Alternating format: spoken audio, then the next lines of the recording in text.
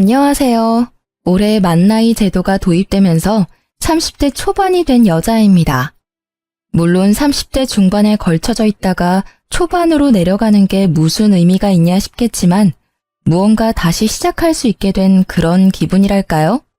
왜냐면 제가 이혼을 한번 했거든요. 물론 시원하게 잊고 새 출발할 생각이긴 했는데 나이까지 젊어지니까 더 많은 걸 할 수 있을 것 같더라고요. 그래서 새 출발은 바로 여기서 제 이야기를 풀어놓는 걸로 출발하려 합니다. 저희 부모님 세대야 결혼하면 시집살이 남자가 갑이고 여자는 을이라는 제도가 심했잖아요. 하지만 요즘 사람들이 그러나요? 내가 불리하고 내가 당하는 걸 가만히 참고 있지 않죠. 저도 그랬어요. 괜찮은 남자인 줄 알고 결혼했더니 똥 밟은 거나 다름없었거든요. 그래서 피도 눈물도 없이 제가 당한 만큼 갚아주고 이혼하고 나서도 계속 지옥을 맛보게 해줬어요. 제가 무슨 일을 당했고 어떻게 대갚아줬는지 궁금하시다면 지금부터 집중해주세요. 서진 씨는 언제부터 재테크에 관심이 있었어요? 저희 스터디 모임 사람들 중에서도 서진 씨가 제일 잘 아시는 것 같아서요. 저는 시작한 지 얼마 안 돼서 조금 어렵더라고요. 저는 대학생 때 주식부터 조금씩 시작했어요. 부모님의 가정교육을 그대로 물려받았거든요. 그래서 어릴 때부터 재테크에는 계속 관심이 있었던 것 같아요. 취직하고는 부동산 경매나 매매도 한번 시도해봤고요. 우와, 정말 대단하세요. 그러면 서진 씨, 혹시 저도 서진 씨 옆에 있으면 서진 씨처럼 될 수 있나요? 몇 가지 물어보고 싶은 게 있는데 시간 되시면 언제 밥 한 끼 같이 먹어요? 제가 살게요. 남편과 저는 부동산 스터디 모임에서 처음 만났어요. 친정 부모님이 재테크로 빛을 본 사람들 중 하나였고요. 그 피를 물려받아서 그랬는지는 몰라도 저도 재테크에 관심이 워낙 많았죠. 보는 눈도 남달랐고요. 처음엔 그저 스터디 모임 동료라고만 생각했던 사람과 사적인 자리가 많아지고 둘만 보는 날이 많아지니까 저희는 자연스럽게 연인이 됐고 1년 만에 결혼 얘기까지 오가는 깊은 사이가 된 거예요. 남편은 재테크에 관심은 많은데 모르는 게 정말 많았어요. 모르는 것만 많으면 다행인데 그나마 연애 때는 제 말을 열심히 듣는 줄 알고 가르치면 잘 따라오겠거니 했거든요. 근데 결혼했더니 신혼 초부터 대형 사고를 친 게 아니겠어요? 왜 그런 사람들 있잖아요. 절대 재테크에 손대면 안 될 사람들이요. 그게 바로 남편이었죠. 남편이 귀가 이렇게 얇은지 연애 때는 몰랐는데 결혼하고 그게 보이기 시작하면서 자주 싸우기 시작했던 것 같아요. 당신 진짜 미친 거야? 누가 투자를 대출까지 받으면서 해. 투자의 기본도 몰라? 적어도 나한테 물어보기라도 했어야지. 왜 혼자 결단 내리고 멍청하게 일을 키워? 진짜 꿀 정보라고 알려주는데 당장 돈이 없는 걸 어떡해. 나도 돈 있으면 내 돈으로 했지. 당신한테 말하면 당신이 돈 줄 거야? 돈만 준다면야 당신한테 무조건 다 말하지. 그냥 당신은 아무것도 하지 마. 회사에서 주는 월급 70%라도 적금 넣어. 그거만 해. 당신은 투자에 소질이 없어. 재테크가 아무나 하면 되는 줄 알아? 너 지금 나 무시하냐? 그래, 네 똥 굵다. 투자 조금 실패했다고 사람 되게 꼽주네 거. 내가 진짜 좋은 정보 알아와도 너한테만 절대 말 안 해줄 거야. 나중에 후회하지나 말라고. 이렇게 남편은 주변에서 그저 좋은 정보라고 알려주면 대출까지 받아서 투자하는 스타일이었어요. 이러니 저만 답답하고 속이 터지죠. 저놈은 지가 뭘 잘못했는지 아예 모르더라니까요. 아니, 사람이 투자했다가 돈을 날린 적이 한두 번이 아니면 정신 차리고 다른 방법을 찾아야 하잖아요. 근데 남편은 자기 자존심이 먼저고 자기가 무조건 틀리지 않았다며 우기기 선수였어요. 그래서 신혼 초부터 서로 목소리가 커질 수밖에 없었죠. 심지어 제 말을 듣지도 않았거든요. 무시하냐고? 무시할 만 하니까 무시하는 거야. 너 내 말만 들었어도 이렇게 망하진 않았다고. 근데 너야말로 매번 내 말 무시하고 다른 사람 말만 듣다가 이 꼴 난 거잖아. 너? 너 지금 나한테 너라고 그랬냐? 이게 진짜... 됐다. 내가 너랑 무슨 말을 더 해. 이제 그냥 각자 알아서 하자고. 너는 너대로, 나는 나대로. 누가 이기나 해보자. 그래. 남편은 절대 제 말을 들을 생각이 없어 보였습니다. 대체 저건 무슨 똥꼬집이죠? 저는 거의 10년을 재테크 공부를 했어서 제 명의 땅이랑 건물도 있고요. 주식도 꽤 많이 올랐거든요. 자기 옆에 있는 아내가 잘 되고 있으면 자기한테도 좋은 거잖아요. 그리고 제가 저만 잘 되자고 하는 것도 아니고 같이 잘 되자고 남편한테 알려주면 괜히 심술 부리면서 그건 절대 아니라고 오히려 지가 날 무시하면 무시했다니까요. 저도 남편 말에 더는 참지 못하고 네 말대로 각자 알아서 하자고 그랬네요. 그래봤자 지만 손해지. 안 그래요? 아니나 다를까 이틀 후에 시어머니가 집에 찾아오셨더라고요. 남편이 시어머니께 그대로 일러 바쳤나 보더군요. 너는 그런 황금 같은 정보가 있으면 네 남편이랑 상의도 해보고 네가 확신이 있었다면 남편한테 끝까지 밀어붙여서 같이 투자하게 해야지. 왜 치사하게 너 혼자 투자해서 너 혼자 득을 봐? 부부는 일심동체라는 말도 모르니? 너 혼자 다 헤쳐먹고 우리 아들한테 갑질하려고 이러는 거야? 시어머니는 퇴근하고 들어오는 저를 보자마자 삿대질에 눈에 쌍심지까지 켜고 절 아주 파렴치하고 나쁜 년으로 몰아붙였어요. 어머님 아들 머리가 돌대가리라서 아무리 제가 알려줘도 똥주시게만 반응하는데 그걸 제가 뭘 어떻게 하겠어요? 그건 제 잘못이 아니잖아요. 그것도 실력이에요, 어머님. 뭐야? 시어미 앞에서도 따박따박 말대꾸하는 거 보니까 너 우리 아들은 아주 개똥으로 보이겠다. 지금 네가 돈 좀 쥐고 있다고 우리를 아주 우습게 보나 본데 사람 일은 어떻게 될지 모르는 거야. 네가 아무리 재테크에 능하니 어쩌니 해도 한순간에 쫄딱 망하는 게 그 재테크라고. 알아? 그래서 사람들이 공부하는 거예요, 어머님. 근데 남편은 공부하려는 노력도 없이 그저 돈만 벌고 싶어서 다른 사람 말만 듣다가 어머님 말씀처럼 쫄딱 망했잖아요? 어머님도 더 나이 들어서 자식 때문에 쫄딱 망하고 싶지 않으시면 남편 부추기지 않는 게 좋아요. 대체 쟤가 지금 뭘 하니? 너 정말 미친 거야? 시어머니는 제가 맞는 말만 하니까 받아칠 말씀이 없으셨는지 이제는 손찌검까지 하려고 했는데요. 남편은 정말 못난 놈처럼 시어머니 뒤에 숨어서 응원만 하고 있더라고요. 저는 시어머니가 날리는 손을 아주 손쉽게 맞고는 시어머니가 아닌 남편을 똑바로 쳐다봤어요. 너 이렇게라도 살고 싶으면 나한테 이러면 안 되지. 네 놈이 혼자 이런 집에서 소고기에 해산물에 맛있는 밥만 먹을 수 있을 것 같니? 지금 대출금 갚느라 빠듯할 텐데 이혼까지 하면 어떻게 살려고 이러는 거야? 이혼? 처년이 어디서 이혼을 들먹여? 시애미 앞에서 이혼? 어디 여자가 먼저 이혼을 입에 올려? 내가 오늘 네 그 못된 버릇을 단단히 고쳐주고 가마. 이리 와! 시어머니가 제게 손을 뻗으려고 하자 남편이 다급하게 시어머니를 말리더군요. 그만하라고, 이만큼 했으면 제가 알아들었을 거라고 하면서 시어머니를 서둘러 시댁으로 보내버렸죠. 당연한 결과였습니다. 지금 신혼집도 제 명의로 된 집 중 하나였고요. 결혼할 때도 결혼하고 나서도 남편이 쓴 돈은 제가 쓴 돈의 반의 반도 안 되는 금액이었거든요. 그러니 이혼하면 자기만 손해인 거예요. 다행히 이 정도로 말이 통했기 때문에 큰일은 없었네요. 이날 이후로 남편은 제게 콩고물이라도 받아먹고 싶은 건지 제 눈치를 엄청나게 보면서 집 청소도 하고 가끔 다리 마사지도 해주길래 모른 척 받기만 했죠. 그러다 몇 개월이 지나고 남편 생일 때였는데요. 저놈이 또 정신 못 차리고 헛소리를 하더라고요. 여보, 일주일 뒤에 내 생일이잖아. 나 생일 선물로 외제차 뽑아줘. 싫어. 외제차는 무슨 외제차야. 지금 있는 차나 잘 타고 다녀. 회사 사람들은 다 외제차 타고 출근하는데 나 혼자 국산차 타고 출근하니까 가오가 떨어지잖아. 당신은 남편이 국산차 타고 다니면 부끄럽지도 않아? 남편 기 한번 살려달라는 게 그렇게 어렵냐? 그렇게 외제차가 타고 싶으면 네가 열심히 돈 벌어서 네가 사던가.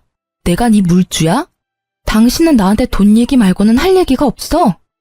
말 나온 김에 당신 투자 어디 했는지 확인 좀 해야겠어. 남편은 제가 본인 투자 목록을 확인하는 걸 매우 싫어했어요.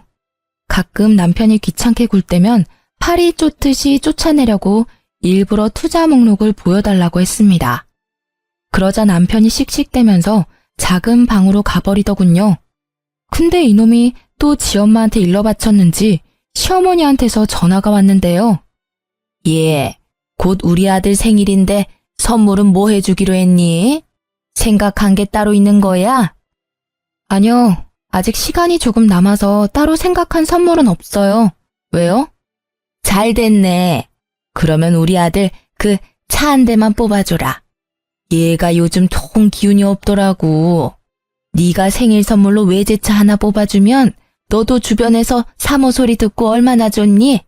이런 게 상부상조 아니겠어? 내가 봐놓은 차가 있는데. 어머님, 그런 거 선물이라고 막 사주면 버릇만 나빠져요. 본인이 그렇게 좋은 차 타고 싶으면 차주 먼저 좋은 사람이 돼야 하지 않겠어요? 그리고 사람이 엉망인데 차만 좋으면 어디다 쓰겠어요. 그러면 오히려 사람들한테 욕먹는다고요. 오늘 말씀은 못 들은 걸로 할게요. 아마 제가 저렇게 말하면 남편 귀에도 들어갈 거예요. 퇴근하고 집에 갔더니 역시나 삐져 있더라고요. 대체 왜 삐졌는지는 이해할 수 없어서 그냥 내버려 뒀어요. 제가 달래줘야 하는 의무는 없으니까요. 그런데 3일이 지났나? 갑자기 남편이 저한테 먼저 말을 걸어왔는데요. 정말 지금 생각해도 황당하기 짝이 없는 말이었죠. 나 차 폐차했어. 뭐? 멀쩡한 차를 왜 폐차해? 당신 미쳤어? 멀쩡하긴. 하나도 안 멀쩡했어. 그래서 내가 외제차 생일 선물로 받고 싶다고 그런 건데. 나 이제 차도 없는데 생일 선물로 사주면 안 돼? 진짜 고장 안 내고 잘 타고 다닐게. 응? 여보, 출퇴근하려면 차는 있어야 하잖아. 불편하게 어떻게 버스나 지하철을 타고 다녀 내가.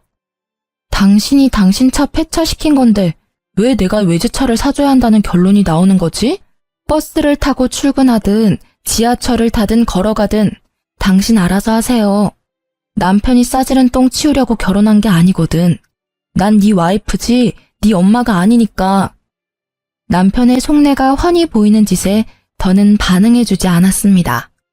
폐차시키고 오면 제가 차를 사줄 거라는 발상은 대체 어디서 나온 거죠? 진짜 웃기지 않아요? 저러니 머리 나쁘단 말을 들어도 지가 머리 나쁜지 모르고 살잖아요. 어차피 지 분에 못 이겨서 저지른 일인데 제가 거기에 일일이 반응해주면 더 날뛸 게 분명하니까 애초에 안 된다고 단호하게 말하고 그 이후엔 눈 하나 깜빡하지 않는 태도로 일관했답니다. 남편은 출퇴근을 지하철 타고 하더라고요.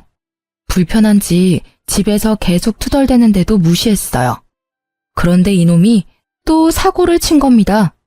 어쩐지 이날은 제 눈치를 막 보면서 일찍 출근해야 한다고 먼저 불이 나게 나가더니 제 차를 타고 출근했더라고요. 그것도 저 몰래 간다고 거짓말까지 하면서요. 이 정도 선에서 그쳤다면 제가 사연을 쓰지도 않았겠죠. 이날은 제가 휴무 신청해서 집에 있었거든요. 남편이 퇴근하고 와서도 몰랐어요. 제가 차가 망가진 걸 안 건 바로 다음날 출근할 때였습니다. 저는 누가 제 차를 박은 줄 알고 바로 블랙박스를 확인했는데요. 근데 웬걸 범인이 남편이더군요.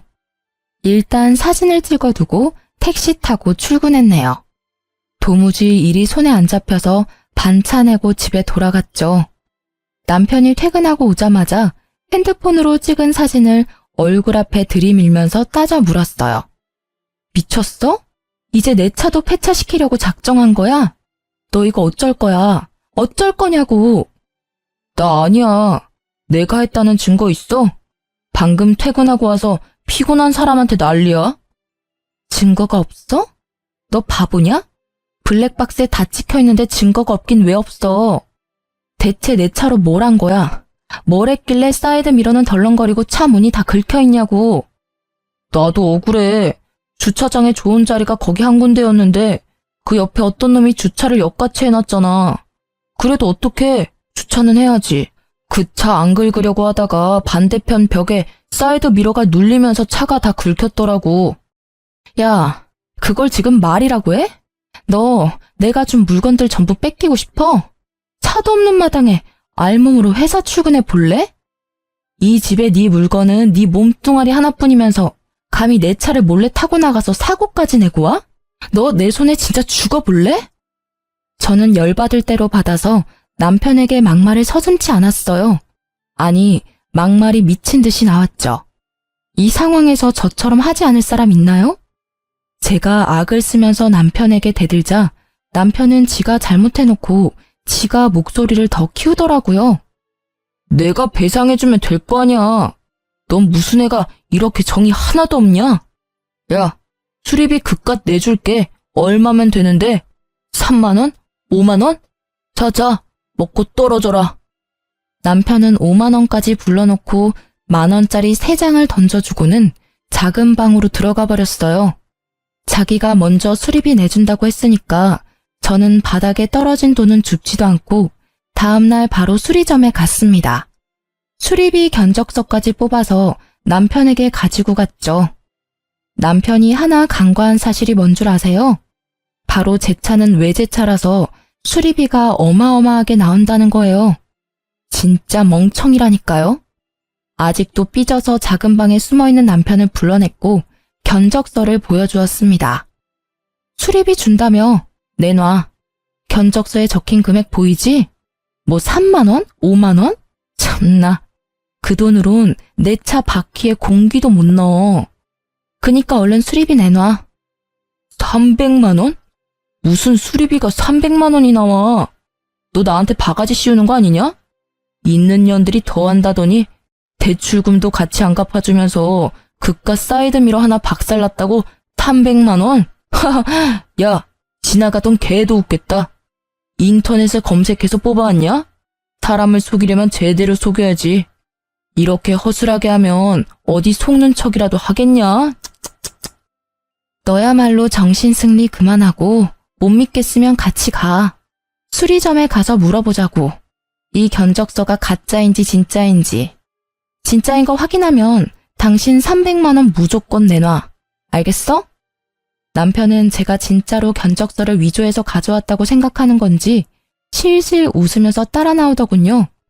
택시 타고 수리점에 도착할 때까지 나불대더니 수리점에서 똑똑히 알려주자 남편 얼굴이 사색이 됐죠. 여보, 내가 미안해. 난 수리비가 이렇게까지 나올 줄 정말 몰랐어. 진짜야. 나 돈 없는 거 당신이 제일 잘 알잖아. 나한테 300만 원이 어딨다고 수리비를 진짜 받으려고 그래. 한 번만 용서해주라. 돈 말고 내가 다른 걸로 갚을게. 당신 말대로 대출금도 아직 남았단 말이야. 남편은 갑자기 제 앞에 무릎을 꿇더니 싹싹 빌면서 자기는 돈이 없다고 하는 거예요. 하지만 남편이 돈이 없는 것과 제 차를 망가뜨린 건 별개의 문제잖아요. 제가 남편이 저렇게 무릎 꿇고 빈다고 해도 받아주고 말고는 제 결정권이니까요. 수리비 300만 원 줄래? 나한테서 받은 물건 다 내놓을래? 수리비 300만 원 줄래? 너네 엄마 집으로 쫓겨날래? 수리비 300만 원 내놓을래? 아니면 이혼할래? 저는 남편에게 협박하듯이 남편을 몰아붙였습니다. 남편은 또 이혼이라는 말에 넙죽 엎드리면서 잘못했다고 수리비 300만 원 갚을 때니까 절대 이혼은 안 된다고 매달리고 난리가 났었죠. 남편 말대로 저도 이번 일은 절대 안 넘어가고 꾸역꾸역 수리비 300만 원을 다 받아냈네요. 당신 정말 독하다. 그래도 내가 당신 남편인데 어떻게 100원도 안 깎아주고 수리비 300만 원을 다 받아가? 당신 그렇게 돈에 집착하다가 돈 때문에 망하는 수가 있다고. 적어도 당신보단 평생 잘 먹고 잘 살 것 같은데? 내 걱정은 고마운데 당신 앞날부터 걱정하는 게 어때? 당신도 몇 년 지나면 어머님 노후 잘 지낼 수 있게 용돈도 챙겨드려야 하잖아. 안 그래? 남편은 제 말에 얼굴이 시뻘개졌지만 맞는 말만 하는 저에게 아무런 대꾸도 못하고 씩씩대면서 집 밖으로 나가버렸어요. 그러게 매번 이기지도 못할 싸움을 왜 걸어오는지 모르겠더라니까요. 가만히 있어도 반은 간다는 말도 있는데 저놈은 그걸 왜 모르는 건지. 그래도 매번 제가 이기는 싸움이라 그나마 버티고 살았는데요. 남편과 이혼하게 된 사건은 지금부터 시작하니까 자리 비우시면 안 돼요? 제가 어느 순간부터 집에 있는 물건들 위치를 자꾸 잊어버리는 거예요. 제가 물건을 여기저기 옮기는 성격은 아닌데 이상했죠.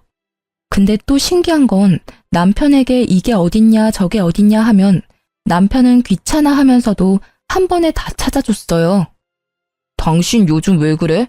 내가 물건을 쓰고 나면 제자리에 두라고 몇 번을 얘기해. 돈 관련된 일 아니면 다 필요 없다 이거야? 이런 것도 하나 관리 못하면서 돈 관리는 어떻게 하는 건지 참. 당신 내 성격 몰라? 나랑 몇 달째 같이 살면서 내가 물건들 막 어지르는 거 봤어?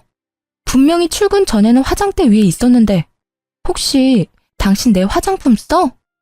나 피부 예민해서 화장품 아무거나 못 쓰잖아. 의심할 걸 의심해라. 매번 일이 안 풀리면 전부 내 탓이지. 맞아요. 사실 남편이 결혼하고 사고를 하도 많이 쳐서 제가 무슨 일만 있으면 남편 탓을 한 건 맞는데요. 이번엔 진짜 아니었거든요. 심지어 남편에게만 이런 말을 들은 것도 아니어서 더 혼란스러웠죠. 다른 날에는 시어머니께서 전화가 왔는데 다짜고짜 저에게 언성을 버럭하시는 게 아니겠어요. 너 왜 안 오니? 내가 지금 몇 시간째 기다리고 있는데 왜 아무 소식이 없어? 네? 그게 무슨 말씀이세요?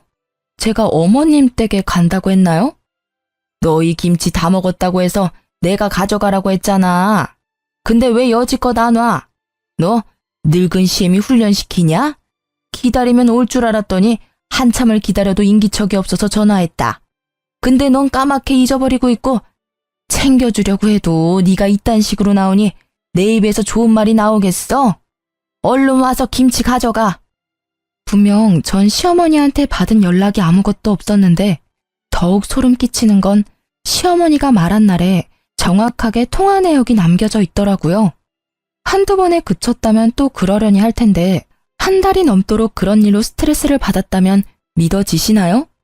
냉장고에 리모컨이 들어가 있는 건 기본이고 제가 바르던 립스틱이 신발장에 들어가 있고 한 번은 집에서 밥을 먹다가 잠시 업무 전화로 베란다를 갔다가 왔더니 밥그릇이 통째로 사라진 거 있죠? 남편에게 물으니 제가 다 먹고 치우고 갔다는데 물어볼 사람이 남편밖에 없으니 믿을 수밖에요. 하여튼 이런 일이 반복적으로 있다 보니 저 스스로도 위축되고 말았죠. 옆에서 남편은 건망증 아니냐며 투덜대지 시모는 자꾸 전화해서 왜 오기로 했는데 안 오냐며 압박 주지. 저도 모르게 자존감이 뚝뚝 떨어지고 말았죠. 더군다나 하루는 너무 답답한 마음에 회사 사람들한테 썰을 풀었더니 치매 초기 증상 아니냐고 진지하게 병원 가보란 말까지 들었네요. 그쯤 되니까 제가 정상이라는 것에 확신이 들지 않는 지경에 이르렀죠. 이후로 회사에서도 괜히 눈치가 보이는 건 물론이었고요. 여보, 내가 요즘 정신이 진짜 이상해진 것 같아. 사람들 말로는 치매 초기 아니냐고 병원 가보래. 당신이 보기에도 내가 그렇게까지 심각해 보여? 나 진짜 병원 가서 검사라도 받아볼까? 치매는 무슨. 괜히 다른 사람 말에 휘둘리지 마. 치매 검사 비용이 한두 푼인 줄 알아? 당신 그 뭐냐? 최근에 회식 많이 하더니 술 때문에 그러는 거네. 그러니까 술을 좀 작작 마셔. 일주일에 두세 번꼴로 술을 마시는데 네 정신이 멀쩡한 날이 있겠냐? 저는 남편의 그럴싸한 말에 고개를 끄덕였죠. 당연히 저도 아직 젊으니까 치매는 아니라고 생각해서 병원까지는 가지 않았어요. 원래 크게 아픈 게 아니라면 병원을 잘 안 가는 성격이기도 했거든요. 며칠 뒤 시어머니께 전화가 와서 받았더니 대뜸 저에게 칭찬을 해주시는 거예요. 예, 너 정말 잘 생각했다. 진작 그랬으면 얼굴 붉힐 일도 덜했을 거 아니야. 그래도 생각보다 일찍 결정했으니 네 그건 칭찬하마. 이제야 나도 마음이 한결 놓이네. 네? 뭘 칭찬하신다는 거예요? 어머님, 전화 잘못 거신 것 같은데요. 잘못 걸기는 내 며느리한테 잘만 걸었구만. 네가 우리 아들한테 네가 가진 땅이랑 건물 2채 그거 우리 아들 명의로 해주겠다고 했다면서. 그 말 듣고는 요 근래 근심 걱정이 싹 내려갔잖니. 어머님, 죄송하지만 저는 남편한테 그런 말 한 적 없어요. 남편이 그러던가요?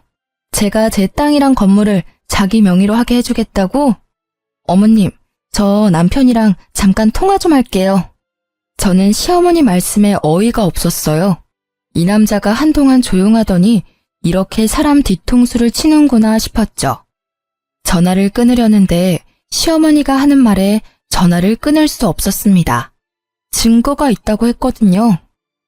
요즘 네가 자주 깜빡깜빡 하더니 그래서 기억을 못하나 보네. 젊은 애가. 네가 우리 아들이랑 구두로 약속까지 다 했잖아. 아들이 녹음했다고 들려주던데. 기억 안 나면 너도 아들한테 연락해서 네가 직접 녹음한 거 들어봐라. 들으면 기억이 돌아올 수도 있잖니? 시어머니는 저를 안타깝게 여기는 듯이 혀를 끌끌 차면서 전화를 먼저 끊었어요. 도대체 이게 어떻게 된 일인지, 세상이 저를 상대로 몰래 카메라라도 찍는 건가? 하는 생각도 들었습니다. 너무 혼란스러워서 머리까지 아플 지경이었죠. 저는 시어머니 말대로 남편에게 물어보기로 했어요. 남편에게 시어머니와 통화했던 말을 고스란히 전해주자 남편은 아주 당당하게 전부 사실이라고 하더군요.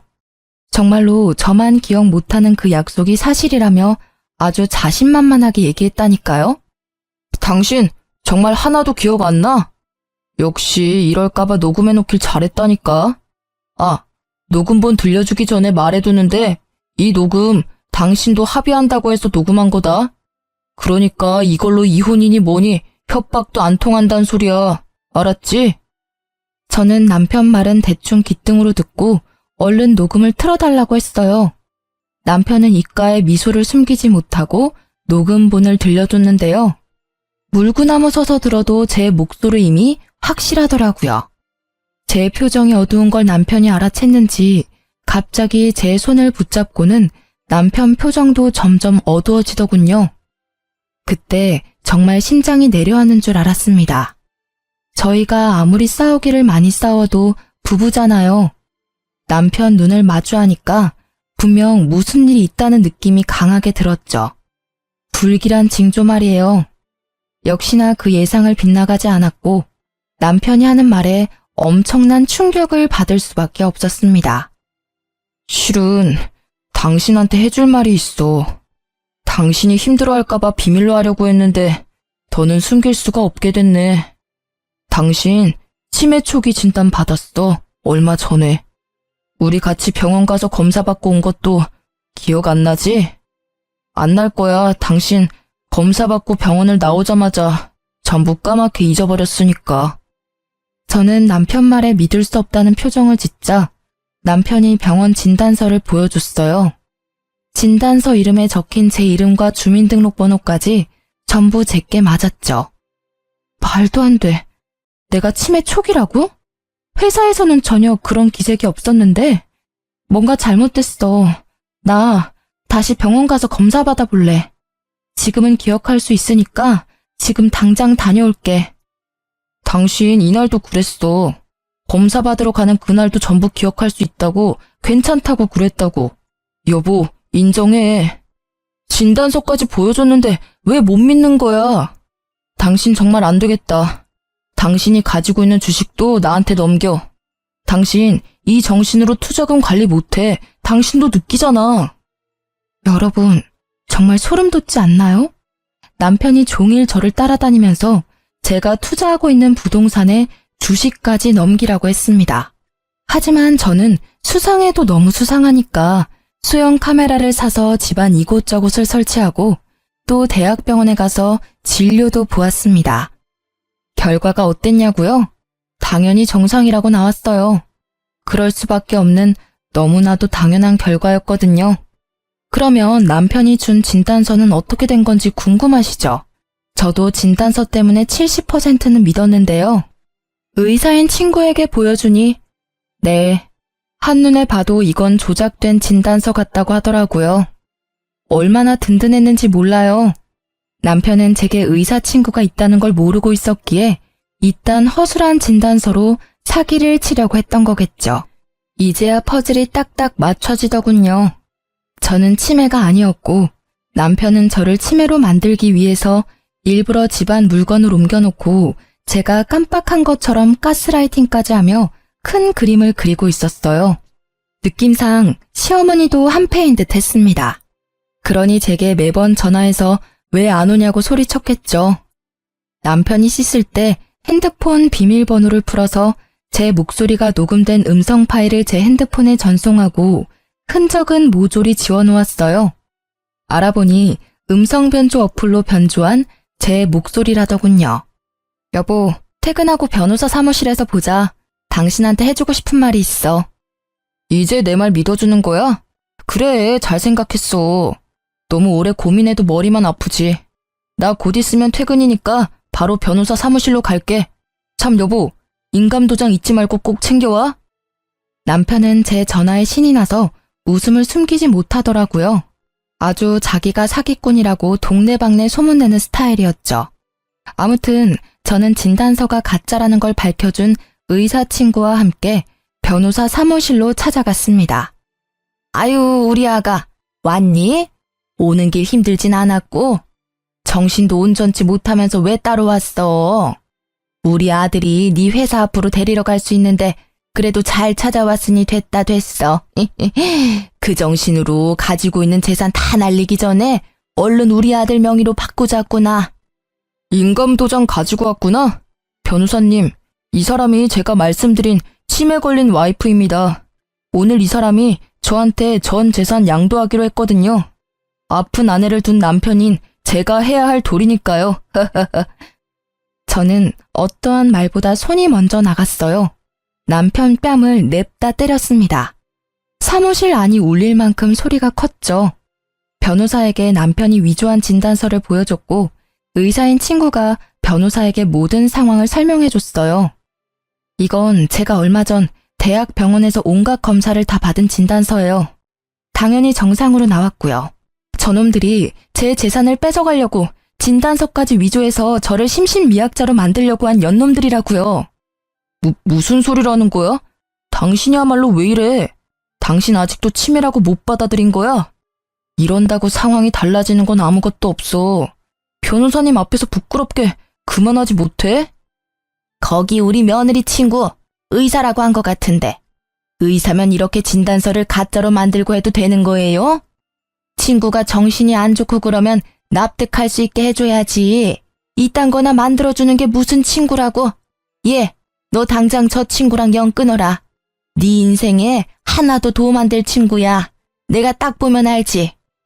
내 인생에 하나도 도움 안 될 사람은 내 친구가 아니라 바로 당신들이야. 변호사님, 이 녹음도 저 사람들이 목소리 변조해서 만든 거라네요? 제 목소리가 아니라요. 이러면 저 사람들 처벌할 수 있는 거죠? 전 절대 합의해줄 생각이 눈꼽만큼도 없거든요. 네, 허위로 작성했다는 사실이 밝혀진다면 허위 진단서 등 작성죄로 처벌할 수가 있죠.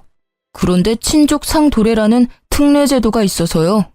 고소하더라도 배우자 간 발생한 절도죄와 사기죄 등의 재산범죄에 대해선 형을 면제받을 수가 있거든요. 시어머니와 남편은 더욱 기세등등하게 나오더라고요. 저는 태블릿에 다운받아온 영상 하나를 보여주며 말했죠. 이걸로도 충분히 이혼 소송은 할 수 있지 않나요? 저 위자료도 청구하겠습니다. 저들이 저를 심신미약자로 만들고 제 돈까지 괄취하려 했던 시간에 대한 위자료요. 그건 제가 집 곳곳에 숨겨놓은 소형 카메라에 찍힌 영상인데요. 남편놈이 제가 썼던 물건을 곧바로 옮겨놓고는 뻔뻔하게 모르는 척하는 모습이 적나라하게 찍혀 있었죠. 심지어 제 휴대폰 비밀번호도 알고 있었는지 몰래 가져가 시모와의 통화 기록을 남겨둔 것도 모조리 찍혀 있었죠. 네, 충분히 가능합니다. 그리고 한 가지 말씀 못 드린 게 있는데 남편분 무슨 생각으로 이런 일까지 벌이셨는지 모르겠지만 의사소견에 의해 치매 상태인 게 인정이 되면 명의 이전에 대한 모든 계약은 이전 무효 처리가 됩니다. 말 그대로 정상적으로 이루어진 소유권 이전 등기가 아니기 때문이죠. 어쨌거나 계획하신 대로 진행하셨어도 원하시는 소유권은 인정받기가 매우 힘들다는 말입니다. 그리고 재산 관치를 목적으로 의사소견서를 허위 작성하셨으니 이혼 청구에 대한 아내분 소 제기는 충분히 가능한 일이죠. 그러자 시어머니와 남편이 서로 눈치를 막 보다가 시어머니가 먼저 무릎을 꿇길래 공범이라는 걸 확신했네요. 남편도 시어머니 따라 무릎을 꿇었고요. 아이고, 내가 잘못했다. 우리 아들은 아무 죄가 없어요. 내가 전부 시켜서 한 일이야. 그러니 이혼 소송만은 하지 말아다오. 네가 자꾸 우리를 무시하고 우리 아들한테 이혼으로 협박하니까 그래서 우리도 네가 다시는 이혼 소리 못하게 겁만 살짝, 아주 살짝 주려고 했던 게야, 응? 맞아. 엄마 말이 사실이야. 내가 못나서 자존감이 낮아서 당신한테 화풀이 한 거야. 내가 미안해. 나도 다 잘못했고 전부 다 사과할게. 그리고 따지고 보면 당신이 공동명의로 안 해줘서 그런 것도 없지 않아 있지. 그래, 아가, 네가 너무 심하긴 했지. 너희가 결혼한 지 몇 달인데 공동재산이 없는 게 말이 돼? 그것도 여자가 재산이 너무 많으면 집안이 망해요, 망해. 아들 명의로 바꾸면 내가 얻는 게 뭐가 있다고 이랬겠어. 다 니들 잘 살라고 내가 도와준 거지. 이혼 소송할게요, 변호사님. 지금 바로 할 수 있나요? 저들은 저에게 사과를 하고 싶은 건지 자기들이 억울하다고 변명을 하고 싶은 건지 모르겠더군요. 어이가 없어서 소송하겠다고 했더니 시어머니는 제 왼다리, 남편은 제 오른다리를 붙잡고 매달렸어요. 당신이 나랑 정말 못 살겠다면 이혼해줄게. 대신 소송 말고 합의로 해주면 안 될까? 나 정말 돈이 없어서 그래. 당신 알잖아. 당신한테 수리비 300만 원까지 갚고 땡전 한 푼 없는 거. 우리 엄마도 이렇게까지 하는데 이 정도는 해줄 수 있잖아. 마지막으로 부탁할게. 제가 소송 없이 협의 이혼을 했을까요? 네, 사실 남편과 시모가 감히 저를 치매로 몰아갔지만 그 함정에 제가 빠지지도 않았고 재산 피해액이 없으니 제가 원하는 대로 큰 처벌을 받게 할 수는 없더라고요. 그리고 남편이 제가 마음 바꾸고 소송 걸까봐 법원 출석에 적극적으로 임했고요. 가장 빠른 날에 협의 이혼 신청서를 냈고 아이도 없어서 숙려기간 모두 출석해 2달 만에 빠른 이혼을 했죠. 만약 소송을 진행했더라면 1년에 가까운 기간을 수고스러웠을 텐데 시간과 노력을 아꼈다는 점에서 협의 이혼이 나름 합리적인 선택이었죠. 그런데 그거 아시나요? 사촌이 땅을 사면 배가 아프다는 속담 말이에요. 굳이 제가 복수를 하지 않아도 돈에 목마른 전 남편 놈이 저 때문에 개거품을 물더라고요. 결혼 생활할 때 재개발한다던 지역에 투자했던 게 이제야 빛을 발한 거예요. 생각지도 못한 돈에 로또 1등에 당첨된 기분이었죠. 이거 제가 전 남편에게도 알려줬던 정보였는데 바보 같은 놈이 제 말은 안 듣고 거긴 망할 거라며 투자하지 않았던 지역이었죠. 아주 쌤통이라는 생각이 들었는데 때마침 모르는 번호로 전화가 오더라고요. 1년 만에 듣는 전 남편 목소리더군요. 당신이 예전에 알려줬던 재개발 지역, 거기 당신은 투자했었지? 분명 망할 거라고 했는데, 에이씨, 아까워 죽겠네. 그 돈만 있었어도 이렇게는 안 살 텐데. 우리 엄마가 나한테 재산 안 물려주겠다고 죽어서도 가지고 갈 거라는데, 나 이제 어떡하지? 소연아, 나 이제 돈 한 푼도 없어. 정말 거지라고. 그러니까 나한테 정보 하나만 알려주라, 응? 아직도 정신 못 차리고 사네? 역시 사람은 고쳐 쓰는 게 아니라더니 딱 너한테 하는 말인가 보다. 내 말은 귓등으로도 안 듣는 사람한텐 정보 알려주고 싶지 않아. 바쁜 사람 붙잡지 말고 끊어. 소연아, 한 번만, 딱 한 번만 살려주라, 어? 네가 알려준 정보로 투자했다가 대박나면 내가 몇 배로 돌려줄게. 2배, 아니 5배로 돌려줄게. 그러니까 돈도 좀 빌려주면 고맙겠는데 오갈 데 없는 사람 불쌍해서라도 한 번만 살려주라. 너 아니면 길바닥에서 자야 하는데 너도 내가 그러길 원하는 건 아니잖아. 한심하다, 한심해. 그러게, 있을 때 잘했어야지. 지나간 버스가 다시 돌아오는 줄 알아? 오케이, 노숙자한테 봉사하는 셈 치고 인심 한번 쓸게. 문자로 보내줄 테니까 거기 투자해봐. 정말? 정말이야? 역시 소연이 너밖에 없다. 돈은 안 빌려주는 거지? 그래도 이게 웬 떡이냐? 네가 알려준 정보면 무슨 수를 써서라도 투자해야지. 고맙다. 정말 고마워. 전 남편은 대출받았는지 사채를 썼는지는 몰라도 며칠 후에 제가 알려준 곳에 투자했다고 하더라고요. 저한테도 했냐고 확인하길래 했다고 뻥쳤죠. 제가 거기 투자를 왜 합니까? 곧 망할 주식인데. 아니나 다를까 몇 개월 후에 이상한 번호로 전화가 오길래 받았는데요. 전 남편이 또 흥분한 목소리로 욕까지 하면서 왜 이거 주가가 점점 떨어지는 건데? 너 나한테 개 주식 알려준 거 아니야? 엿 먹어보라고, 나 죽으라고. 이거 오르는 거 확실해? 아니면 나 진짜 죽는다고, 박소연. 아, 귀 아파.